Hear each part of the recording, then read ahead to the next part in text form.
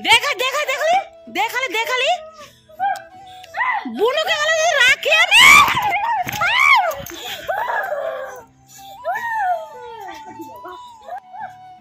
हाय लागो